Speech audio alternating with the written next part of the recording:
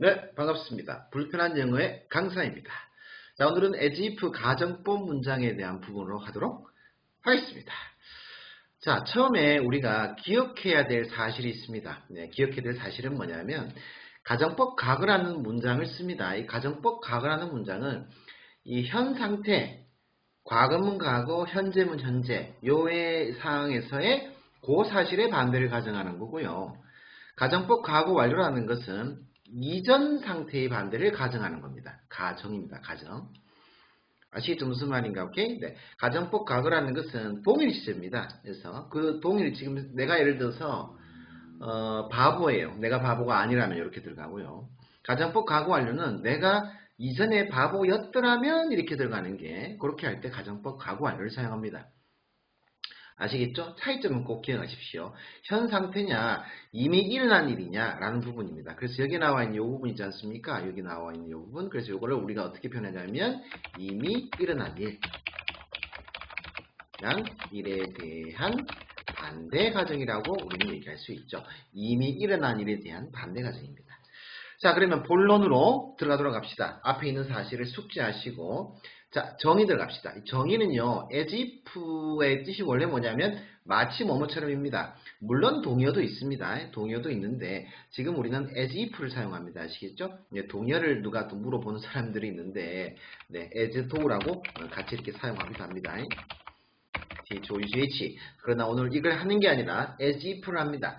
자, 마치 주어가 동사인 것처럼이라는 영어 표현이 나오죠. 그러니까 as if 다음에 문장이 나왔으니까 as if가 좀 접에 대한 개념을 갖고 있구나 라고 생각하시면 됩니다.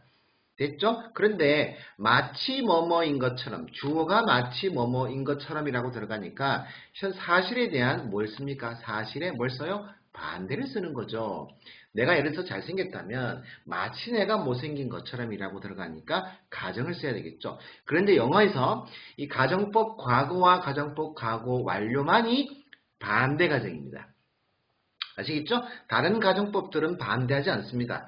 가정법 미래, 가정법 현재 이런 것도 있거든요. 걔들은요 따로 뭔가를 쓰기 위해 나타나는 거고 가정법 과거와 과거 완료는 반대를 가정하는 겁니다.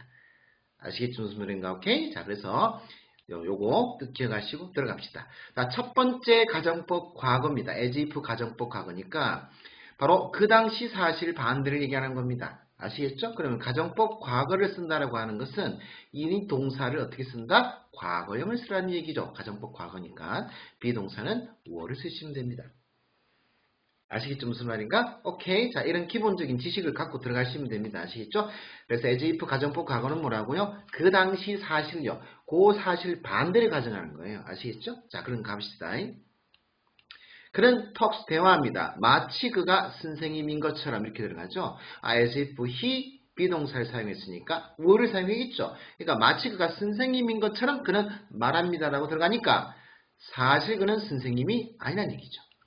사실 그런 선생님이 아닌데 마치 그가 선생님인 것처럼 이야기한다 이 말이 되겠죠. 이해가시죠? as if 가정법 과거 I treat him. 나는 그를 대접합니다. 마치 그가 나의 친구인 것처럼 이렇게 들어가죠. 오, 네. 사실 그는 나의 친구가 is not my friend. 아닙니다. 쉽죠? 그래서 비동사를 사용했으니까 were를 쓰게 되겠죠. 자, 그녀는 talks 이야기합니다. 마치 그녀가 모든 것을 아는 것처럼 이야기합니다. 모든 것을 아는 것처럼. 사실 그녀는 어떤 것도 알지 못합니다. She doesn't know anything. 이렇게 우리는 쓸 수가 있습니다. 맞죠? 오케이? 네. 그래서 가정법 과거라는 것은 그 당시 사실의 반대니까요. 아시겠죠? 그 당시 요거 사실의 반대를 쓰는 거잖아요. 이해가시죠? 무슨 말인가? 오케이? 네. 자, 그 다음 4번 들어가겠습니다. 그들은 느꼈습니다. 마치 그들이 게임의 부분인 것처럼 느꼈다라고 하는 거죠. 그러니까 과거에 그들이 느낀 건데 과거 그때 똑같은 상황에 느낀 거죠. 그러니까 사실 그들은 게임의 부분은 아니란 얘기예요. 그런데 그들은 마치 게임의 부분인 것처럼 느꼈다고 하니까 같은 시제죠. 같은 상황이잖아요. 그때 가정법 과거를 사용한다는 얘기예요. 아시겠죠? 이게 제일 어렵죠? 그러니까 가정법 과거 완료는 언제 사용하냐면요. 이전을 말하는 거예요. 이전 상태. 이미 일어난 일에 대한 반대를 가정하는 건데 얘는 이미 일어난 일이 아니고 과거 쪽에 동시로 일어난 일입니다. 아시겠죠? 네, 그들은 느꼈습니다. 마치 그들이 게임의 부분인 것처럼. 그러니까 얘하고 얘가 다른 때가 아니라고요. 이해하십니까? 오케이? 사실은 그들은 게임의 부분은 아니잖아요. 아시겠죠? 무슨 말인가? 오케이? 그래서 맨 마지막에 나오는 4번 부분이 가장 어려웠던 부분입니다. 요거를 조금 이해하지 못하는 사람들이 있는데 그 이유는 뭐냐면 이 정의 있잖아요. 이 정의 부분에 대해서 확실한 개념이 없어서 그렇습니다. 됐습니까? 자, 이번에는 as if 가정법 과거 완료입니다. 이건 언제 쓰느냐 하면 이전 사실 반대예요. 그럼 앞에 이렇게 동사가 있을 거 아니에요. 이 동사. 이 동사가 있으면요. 이 동사보다도 이전 사실요. 이전 사실을 얘기할 때 우리는 가정법 과거 완료를 사용합니다. 아시겠죠? 동사를 뭘 쓴다? had 쌍피. 이걸 쓴다 얘기예요. 이걸 씁니다. 그는 대화합니다. 마치 그가 선생님이었었던 것처럼 이야기합니다. 마치 그가 선생님이었었던 것처럼. 사실 그는 선생님이 아니죠. 아시겠죠? 다음 2번이 나는 그를 대접합니다. 마치 그가 나의 친구였었던 것처럼 대접합니다. 사실 그는 나의 친구가 아니라는 얘기죠. 이해가 가요? 무슨 말인가? had pp. 다음 3번입니다. 그는 이야기합니다. 마치 그가 모든 것을 알고 있었던 것처럼 이야기합니다. 사실 그는 어떤 것도 알지 못했죠.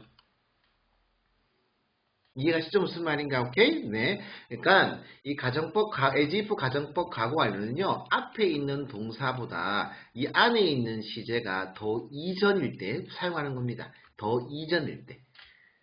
아시겠죠? 오케이? 자, 다음 4번 갈게요. 그들은 느꼈습니다. 시제가 과거죠. 과거입니다. 마치 그들이 게임의 부분이었었던 것처럼 느꼈다라고 하니까 그 이전을 얘기하는 거죠. 이었었던 것처럼 느꼈다 이렇게 해요. 사실 그들은 게임의 부분이 아니잖아요. 이렇게.